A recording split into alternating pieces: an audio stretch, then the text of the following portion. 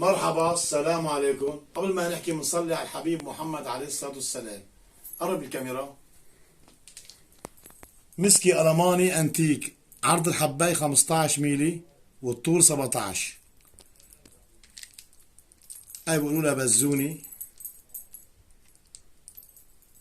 قطعة من نوادر. هاي الإمامة كانت مشيمة، يعني حرقينة. أنا بس قشرتها، بعدتها على الخراط قشرتها فوري، يعني فترة قصيرة بتغلف، حتى نحن ما لنا إكليم التغليف كتير، يعني عرفت علي.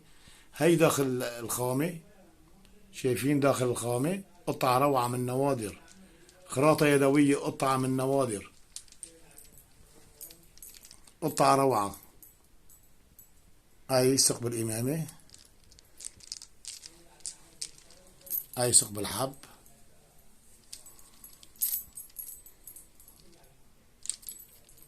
خراطة يدوية، ما بيجي الحب كله مقاس، فرد مقاس، شايفين. في فرق أميال، يعني بتشوفوا بين الحباية هاي وبين هاي، يعني بيجي فرق ميلي ميليين، يعني خراطة يدوية. تفرجوا، قرب الكاميرا، تفرجوا، قطعة من نوادر.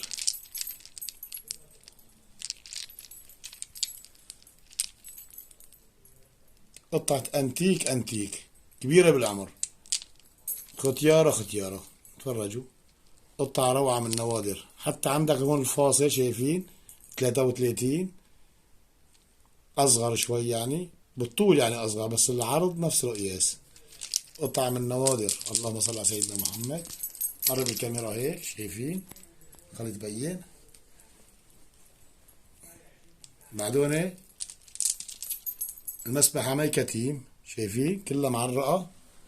أورجيكم العرق. المسبحة مي كتيم، شايفين عرقة طولي، يعني المسبحة ما هي كتيم، إلها عرق نظامي.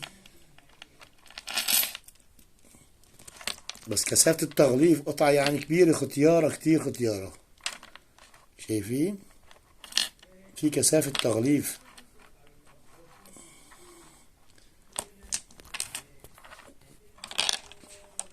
بس قطعة روعة. هيك، اللهم صل على سيدنا محمد. قطعة نوادر. كمان أنا عارضها ب 300$. نسينا أقول لكم على الشرابة كمان، فضة 9 وربع، منزلة مرجان. أنا عارضها ب 300$. اللي حابب يقتني هيك مسبحة يتواصل على الرقم اللي موجود بعنوان الفيديو. لهون وصلنا نهاية الفيديو. السلام عليكم ورحمة الله وبركاته.